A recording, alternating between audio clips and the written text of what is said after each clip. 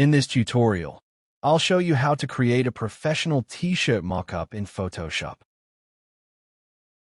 First, open the image of the t-shirt you want to use as a mockup. Duplicate the image. Then go to Filter, Blur, Gaussian Blur, and set the radius to around 7 and click OK. Next, save this file. Go to File, Save, give the file a name, and save it. After that, delete the duplicate layer. Now, let's place the logo. Go to File, Place Embedded.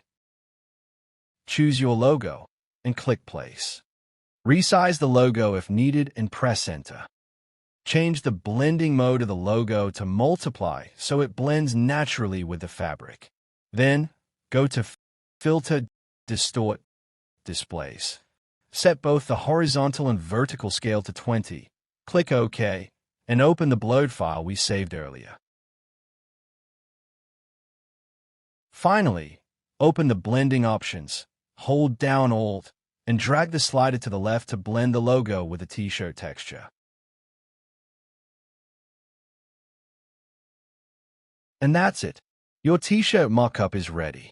I hope you liked this tutorial. Don't forget to subscribe for more Photoshop tips and tricks.